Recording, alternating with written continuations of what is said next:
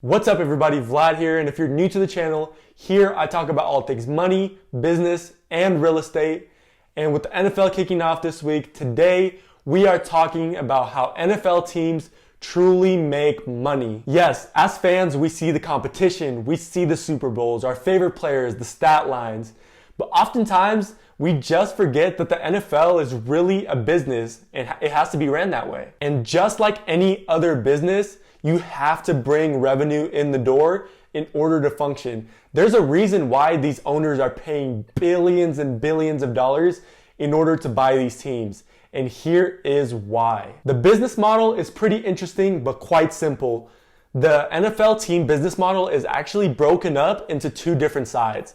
There's the national revenue, and then there's the local revenue. The national portion of the revenue consists of TV deals, merchandising deals, and licensing deals, and that is negotiated by the NFL itself as a whole for the entire NFL. The NFL earned $8 billion in national revenue last year, meaning that every single team got paid out $255 million worth of national revenue. A major part of that national revenue is the huge TV deals. That makes up the bulk of what the NFL teams really profit. CBS, NBC, and Fox signed huge deals from 2014 to 2022, paying the NFL $39.6 billion in order just to broadcast the NFL games.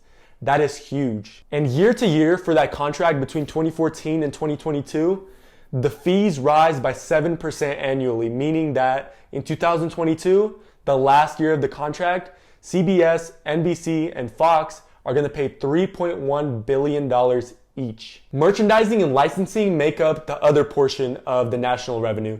Compared to the TV deals, it's peanuts. It's only about 10% of the revenue overall, but still a pretty substantial amount. And an example of that would be the deal that the NFL signed with Fanatics in 2018, allowing them to sell Nike branded merchandise for a period of 10 years. For a certain fee each year, and that makes up about 10% of the total revenue. Then we move over to the local side. A common misconception that a lot of people feel is that NFL teams really make the bulk of their money on the ticket sales side. They have these huge stadiums, they're bringing in a lot of people, and they're raking in the cash. But really, the biggest proportion of money that they really receive will be from those TV deals that we discussed earlier. The sales of the tickets are still a good portion, but not as substantial as the TV deals. Ticket costs were around $30 in the year 2000, and last year cost about $102 on average. Even with that kind of increase, those increases are still pretty negligible when you compare it to the increase of TV deals over that period of time. Upgrading the stadium can be a really good idea for most NFL teams. The Packers upgraded Lambeau Field for a number of years, putting in about $370 million into the renovation, but increased the total ticket sales from $48 million to $76 million, which is a really good kind of return on investment. Having these huge stadiums also plays in favor of the owners because whenever the football season is over, they're also able to host events in these stadiums and still make money off of those ticket sales as well. The average team made about $7 million in revenue from, outside football events that were held at their stadiums, and about 8% on average is profit out of that. Concessions contribute about $3 to $5 million to the total revenue of NFL teams for the most part, but soda and beer have about a 90% margin when being sold at stadiums. That's pretty insane. They're overcharging. Another form of revenue for NFL teams on the local level is corporate sponsorships, aka sponsors that sponsor jerseys, certain ads, and even the stadium name itself. For example, the Cowboys AT&T Stadium, the naming rights cost about $19 million per year. The NFL's biggest focus moving forward is reaching the $25 billion revenue mark in 2025. And the goal for them to do that is by basically negotiating better TV deals.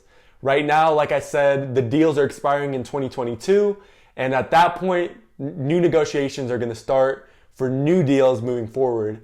And after all the success that's been had from the current period of 2014 to 2022, the next set of deals are going to be absolutely huge no matter the network that's involved. And the next step for the NFL is really building out the streaming networks.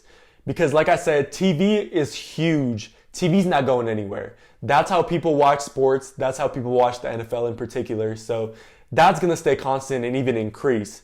But streaming is becoming more prevalent as well. Movies and TV shows are getting streamed like crazy. So are sports. Sports are becoming more streamed, especially with smartphones and iPads and stuff like that. Verizon signed a $2.5 billion deal to do streaming for the NFL games in 2017. And I see a lot more streaming contracts ahead. And, maybe it'll surpass TV at one point as well. We'll see. Overall, that's the breakdown of how NFL teams make their money. There's a lot of revenue to be made, even outside of football. Like I said, in, concerts and stuff like that. NFL owners know how to get money out of their teams. And, that's why it's so lucrative to buy an NFL team. It is the most popular sport, believe it or not. If you guys learned something new, if you guys found something interesting, make sure you guys smash that like button and subscribe to this channel. I'm going to be releasing a lot more videos, a lot more business-related videos, a lot more money-related videos. And I look forward to hearing your guys' feedback, what you guys like, what you guys don't like, what you guys want to hear. And we'll go from there. Thank you guys so much for watching, and peace.